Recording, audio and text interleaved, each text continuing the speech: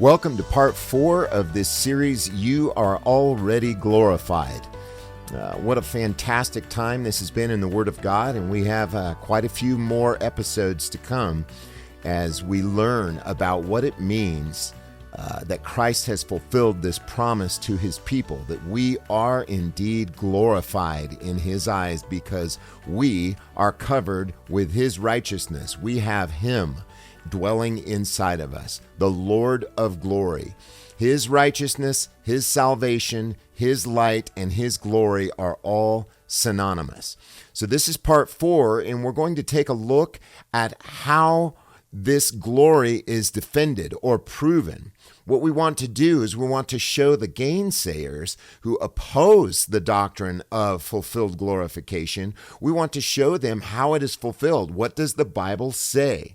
How is glory proven?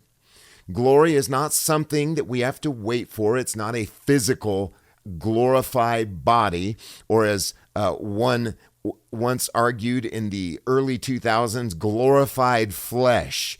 The Westminster Confession of Faith is rather Gnostic in its declaration that in the resurrection body, it is raised as the, quote, self-same body. Well, that's pretty Gnostic because it supposes that the physical body needs a resurrection. In other words, that it's evil. Well, the Gnostics taught that the flesh was evil.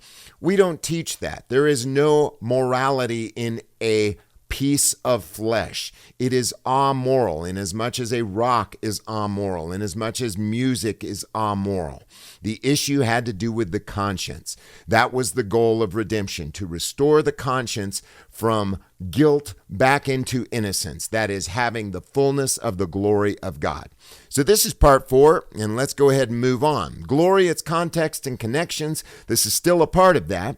We have to look at the Old Testament prophetic context in order to understand New Testament glorification. New Testament glorification was no different than what the Old Testament prophets prophesied should come in the person and finished work of Messiah, the Lord Jesus. So this study begins the defense of the vehicle through which glorification or glory is seen on us. It is seen on us. That is, how do we prove we are glorified? How is this proven? Well, what does the Bible say? It says, His glory shall be seen on you, and the nations shall come to your light, and kings to the brightness of your rising or your dawning. That is, Jesus was the sunlight. He is the sunlight. He had risen upon Israel in that first century, and now the nations, since that first century, have looked onto that light, and we see the glory of God demonstrated in those who are truly His children. How, we will see in just a moment. But we're going to approach this wonderful text, Isaiah 58, and for some people, it's not a real common prophetic text, but it should be, because it declares how the glory is seen, and it explains these beautiful metaphors. What are they? When we look at the New Testament, Jesus is very much a proponent of articulating the spiritual nature of these Old Testament prophecies. Isaiah 58, verses 6 through 14. Is not this the fast that I have chosen? Of course, they fasted for debate and strife, so it was a real physical fast.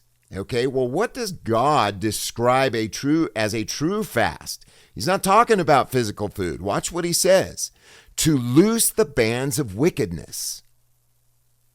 What is this speaking about? To loose the bands of wickedness. Jesus said, whoever commits sin is the slave of sin.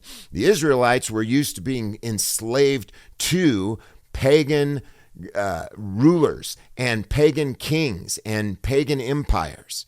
But Jesus is saying, no. You have to understand slavery is being enslaved to sin, to loose the bands of wickedness and to undo the heavy burdens. What did Jesus say to the Pharisees? He says, you impose these burdens, grievous to be borne, right? Law, self-righteousness, judgment, harshness.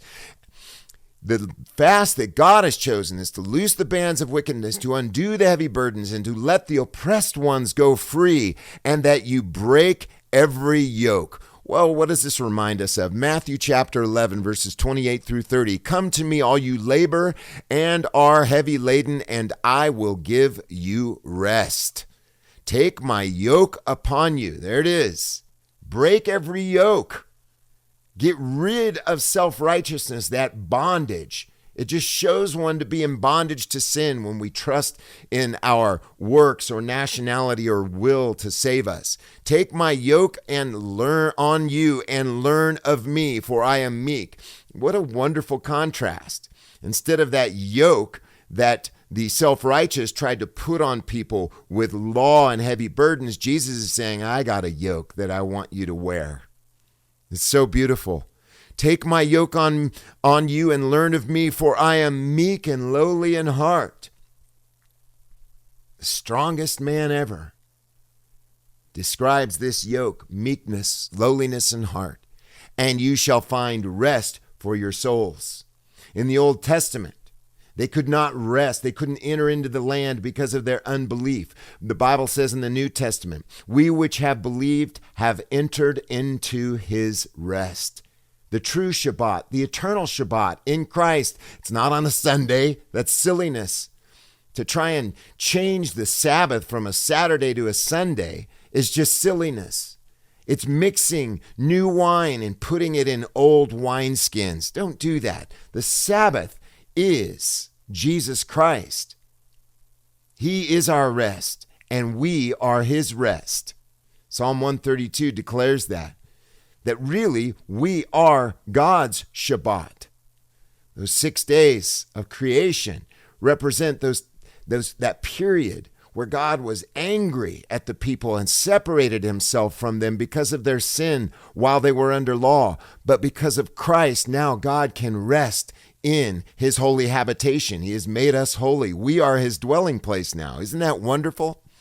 You shall find rest for your souls, for my yoke is easy and my burden is light. What a wonderful thing. Come buy wine and milk without price, from Isaiah 55.